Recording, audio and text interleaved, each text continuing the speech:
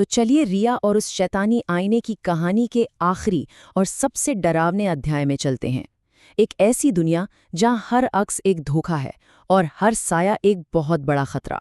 सोचिए जरा क्या होगा अगर आईने में दिखने वाला वो चेहरा आपका हो ही ना।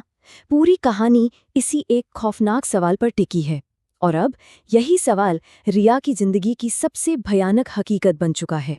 कहानी की शुरुआत ही होती है एक बहुत बड़ी चेतावनी से।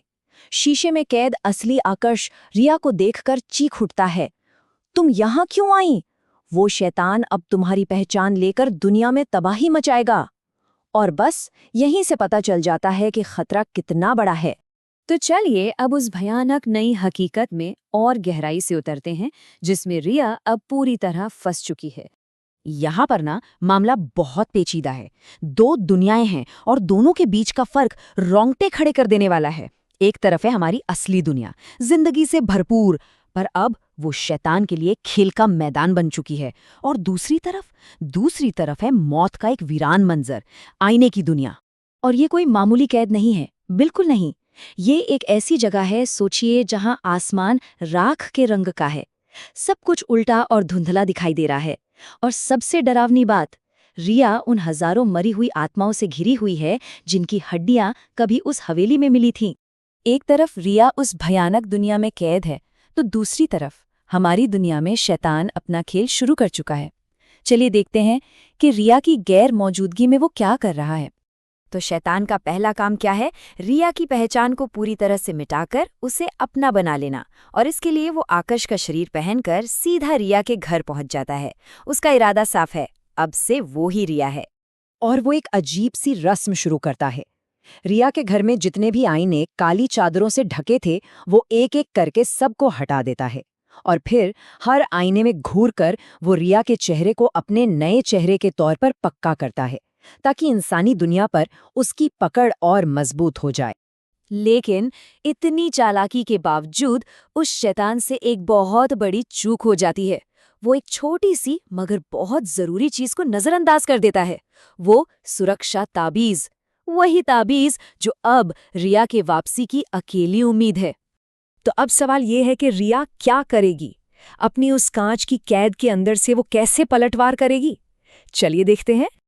और उसी वीरान कैद में रिया को अचानक एक उम्मीद की किरण दिखाई देती है।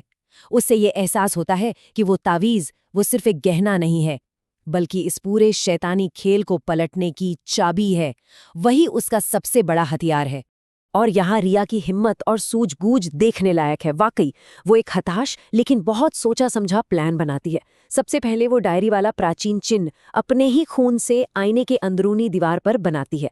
फिर वो आईने की दुनिया की नींव को हिलाकर रख देती है, ताकि असल दुनिया से कोई कनेक्शन बन सके। और आखिर में वो दूर से ही ताबीज की शक्ति का इस्तेमाल करके शैतान को सीधे टकराव के लिए मजबूर करती है। और बस मंच तैयार हो चुका है, दो दुनियाओं के बीच एक ऐसे टकराव के लिए जो या तो सब कुछ खत्म कर देगा या सब कुछ बदल देगा। और फिर रिया अपनी पूरी ताकत लगाकर चिल्लाती है, आकाश अब! ये उसकी आखिरी चाल है, करो या मरो वाली। रिया की आवाज सुनते ही असली आकर्ष की रूह हरकत में आती है। वो अपनी बची खुची सारी ताकत लगाकर उस शैतान को पीछे से जकड़ लेती है और शैतान दर्द से चीख उठता है। बस इसी पल शैतान की पकड़ कमजोर पड़ जाती है। उसका चेहरा, ओ गॉड, उसका चेहरा काबू से बाहर होकर बदलने लगता है।